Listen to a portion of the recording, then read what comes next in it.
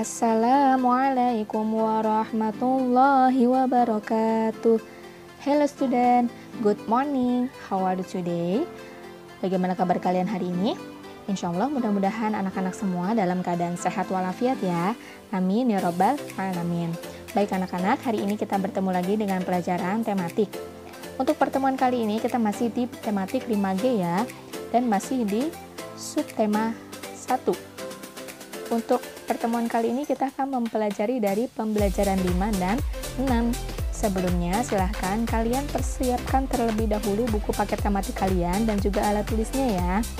Mari kita mulai pembelajaran ini dengan say basmalah. Bismillahirrahmanirrahim. Baik anak-anak, untuk tujuan pembelajaran pada pertemuan kali ini yaitu yang pertama membandingkan berbagai perubahan wujud benda, mendengarkan teks narasi sejarah, menyanyikan lagu dengan memperhatikan ketepatan nada dan tempo, menyanyikan lagu dengan memperhatikan nada dan tempo, membuat kesimpulan teks narasi sejarah, menjelaskan sikap menghadapi keragaman dalam kehidupan sehari-hari. Baik, sekarang kalian bisa buka buku kalian di halaman 31, pembelajaran 5. Membandingkan berbagai perubahan wujud benda. Bisa dilihat contohnya ada di halaman 32. Pada pembelajaran sebelumnya, kita telah mempelajari contoh-contoh perubahan wujud benda yang melalui peristiwa menyerap kalor. Contohnya ada membeku, mengembun, dan mendeposisi. Nah, yang pertama yaitu membeku. Membeku adalah proses perubahan wujud dari cair menjadi padat. Peristiwa tersebut disebabkan oleh proses pendinginan. Contohnya, yang pertama yaitu air yang dimasukkan ke dalam freezer lama-kelamaan akan berubah menjadi es. Kemudian contoh yang kedua yaitu proses pembuatan dari nira kelapa menjadi gula merah. Jadi, yang berasal dari bentuk bendanya berbentuk cair berubah menjadi padat. Itu disebut membeku. Kemudian yang kedua ada mengembun. Mengembun adalah peristiwa perubahan wujud dari benda gas menjadi benda cair. Contohnya, yang pertama yaitu terbentuknya titik-titik air embun di pagi hari pada dedaunan. Kemudian yang kedua, contohnya terbentuknya titik-titik air pada dinding gelas yang berisi air dingin. Nah, ini adalah contoh dari mengembun. Kemudian yang ketiga ada mendeposisi atau mengkristal, ya, biasanya disebut mengkristal.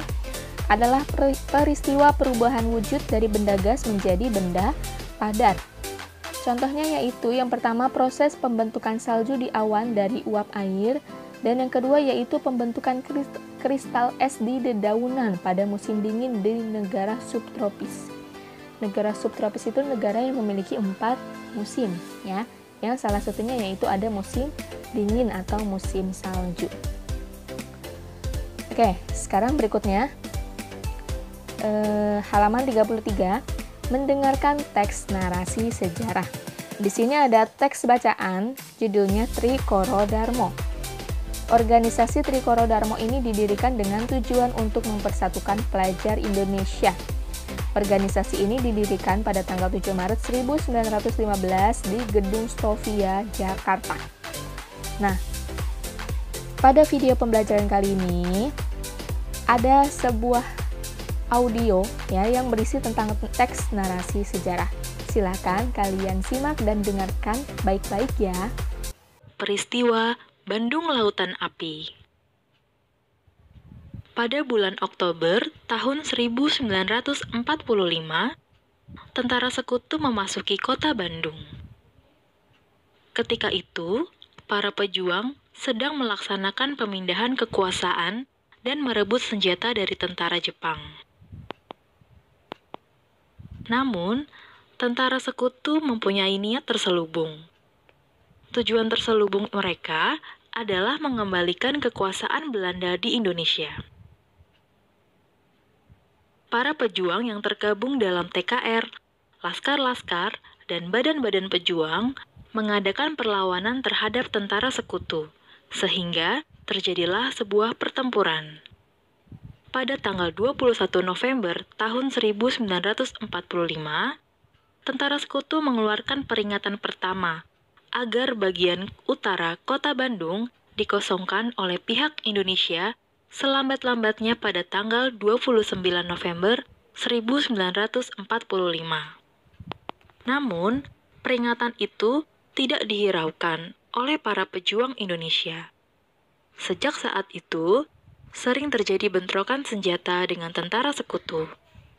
Kota Bandung terbagi menjadi dua, yaitu Kota Bandung Utara dan Bandung Selatan.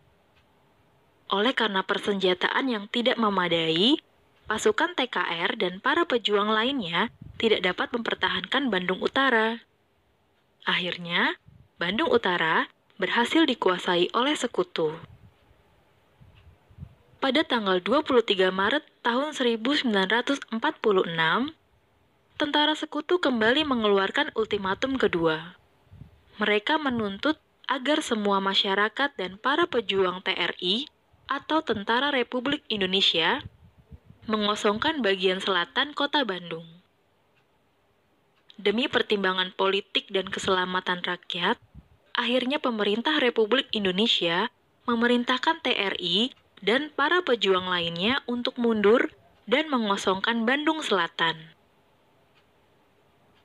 Setelah itu, rakyat kemudian diungsikan keluar kota Bandung. Para anggota TRI pun dengan berat hati meninggalkan Bandung Selatan.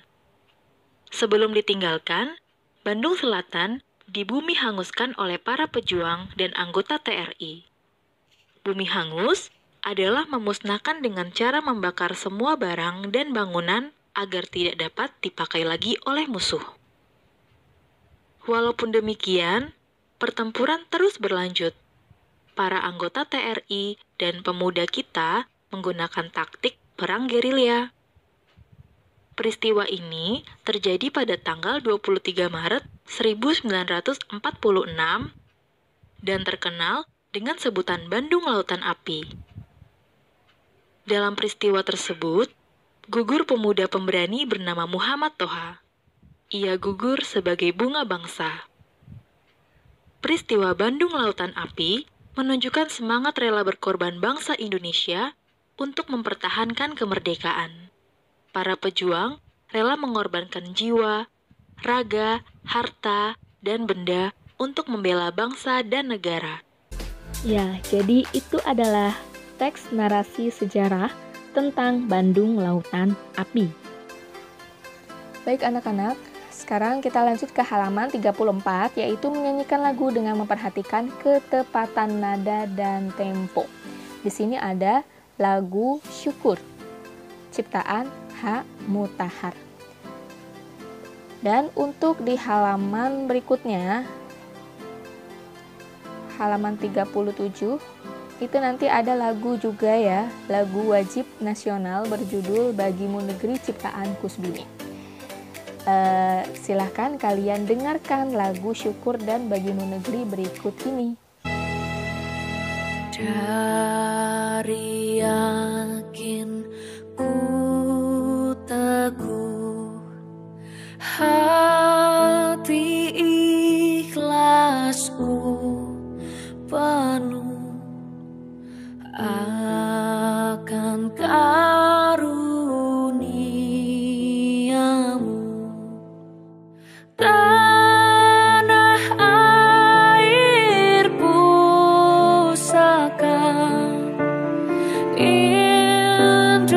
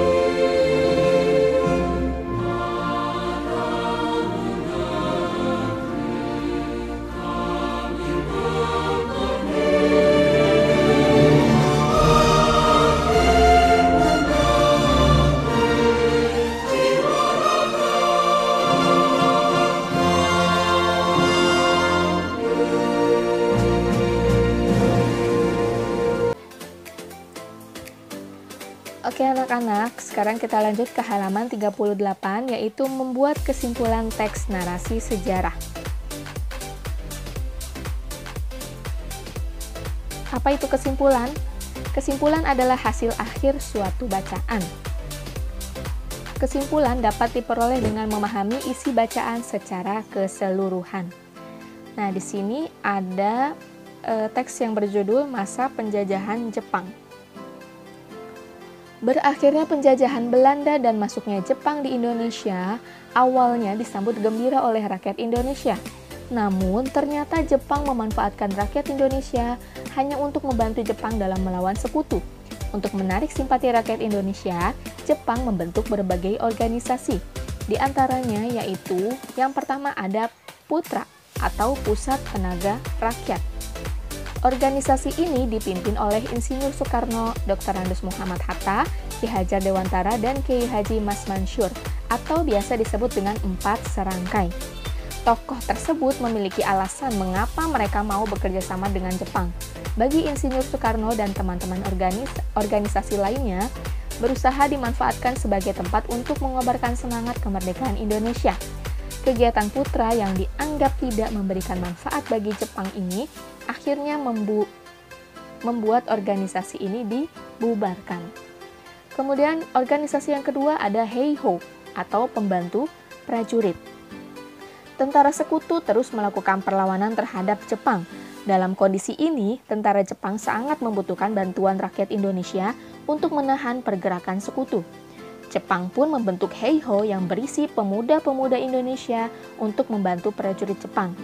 Nah, bagi rakyat Indonesia ini, organisasi ini dimanfaatkan sebagai kesempatan untuk sebanyak-banyaknya mempelajari bidang kemiliteran untuk mempersiapkan diri menyongsong kemerdekaan tanah air Indonesia. Kemudian yang ketiga ada organisasi PETA atau Pembela Tanah Air. Organisasi ini digunakan sebagai wadah pelatihan bagi pemuda-pemudi Indonesia. Pembentukan PETA disambut baik oleh tokoh-tokoh pejuang kemerdekaan Indonesia seperti Bung Karno dan Bung Hatta. Organisasi tersebut diharapkan dapat menjadi perintis tentara nasional Indonesia yang terampil di bidang kemiliteran. Perjuangan kebangsaan juga dilakukan secara sembunyi-sembunyi oleh pemuda Indonesia. Tokoh seperti Adam Malik, Sukarni, dan Pandu Wiguna berhasil menyusup sebagai pegawai pada pusat propaganda Jepang, yaitu Jepang Domei atau sekarang disebut Kantor Berita Antara. Selain itu, ada pula pemuda yang menjadi angkatan laut Jepang seperti Ahmad Subarjo, Sudiro, Wikana, dan lain-lainnya. Mereka ini kelihatannya membantu Jepang, namun sesungguhnya mereka ini menentang Jepang. Ya, jadi itu adalah 3 organisasi yang didirikan pada masa penjajahan Jepang untuk melawan sekutu. Oke, anak-anak, sekarang berikutnya ada di halaman 39, yaitu sikap menghadapi keragaman dalam kehidupan sehari-hari. Pada pembelajaran sebelumnya, kita telah mengetahui bahwa Indonesia ini kaya akan keragaman suku bangsa, budaya, agama, ras, dan bahasa. Nah, keragaman tersebut merupakan kekayaan bagi bangsa Indonesia yang harus kita hormati. Lalu bagaimana cara menghargai keragamannya? Di antaranya yaitu yang pertama, tidak mencela setiap tradisi atau kebiasaan dalam masyarakat yang berbeda dengan kita. Jadi setiap suku, setiap daerah itu pasti mempunyai tradisi atau kebiasaan masing-masing. Nah, kita tidak boleh mencela atau mengejek tradisi dari suku lain yang tidak satu suku dengan kita. Kemudian yang kedua yaitu mendukung setiap kegiatan tradisi masyarakat. Yang ketiga, tidak membeda-bedakan setiap suku bangsa. Nah, seperti misalnya kita berteman. Berteman itu sama siapa saja. Tidak harus sama-sama harus suku Jawa, sama-sama harus suku Sunda, tidak. Ya, jadi semuanya itu sama, kita harus bersatu, kita harus berteman, dan kita harus menimbulkan rasa persatuan dan kesatuan tanpa membeda-bedakan suku bangsa. Kemudian yang berikutnya yaitu tidak membangga-banggakan suku bangsa sendiri, ya. Bangga boleh, tapi tidak boleh terlalu membanggakan suku bangsa sendiri dan tidak bangga dengan suku bangsa yang lain. Itu salah, ya. Jadi misalkan kita berasal dari suku Sunda. Nah, kita tidak boleh terlalu membangga-banggakan suku kita sendiri, yaitu suku Sunda. Justru malah menjelekan suku yang lain itu tidak boleh, karena itu dapat menimbulkan perpecahan. Ya, seperti itu ya. Baik anak-anak, alhamdulillah itulah materi kita hari ini. Untuk kesimpulan pada materi pertemuan hari ini yaitu sebagai berikut.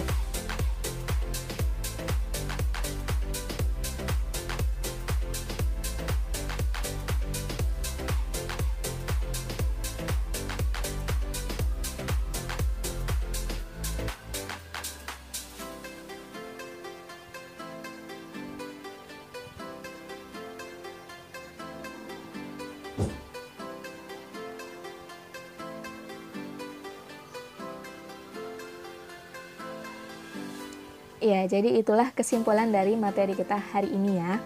Baik anak-anak, untuk tugas yang bisa kalian kerjakan yaitu kalian lihat halaman 40 ya. Di situ ada tabel. Berikan contoh keragaman yang ada di sekitarmu dan sikap yang menunjukkan menghargai keragaman tersebut. Contohnya, yang pertama, contoh keragamannya Tony beragama Kristen. Nah, sikap dalam menghadapi keragamannya yaitu memberi kesempatan jika Tony hendak beribadah. Nah, di sini kalian tinggal teruskan dari nomor 2, 3, dan 4. Kalian berikan contoh keragaman yang ada di sekitar kalian dan juga sikap dalam menghadapi keragaman tersebut. Kalian salin di buku tulis kalian ya. Nah, untuk tugas berikutnya yaitu kalian tulis informasi penting berdasarkan teks narasi sejarah pada video pembelajaran tadi. Nah, tadi kan ada audio yang berisi tentang teks sejarah ya, teks narasi sejarah. Nah, itu kalian tuliskan informasi penting yang ada dalam teks narasi sejarah tersebut. Ingat ya, untuk memperoleh informasi penting yaitu menggunakan kata tanya ya. Apa, kapan, siapa, mengapa, dan bagaimana. Ya. Jadi kalian buat pertanyaan dulu, cari jawabannya, lalu tuliskan informasi yang ada dalam teks narasi tersebut. Oke, itu saja tugas kalian. Alhamdulillah selesai sudah materi kita di subtema 1, tematik 5G. Tetap semangat ya nak dalam mengikuti pembelajaran daring hari ini dan seterusnya. Dan juga jangan lupa untuk terus jaga kesehatan di rumah. Ya, semoga kita semua selalu dalam lindungan Allah Subhanahu wa Ta'ala. Amin ya Rabbal Alamin. Baik, terima kasih anak-anak. Sampai bertemu lagi di pertemuan berikutnya. Wassalamualaikum warahmatullahi wabarakatuh.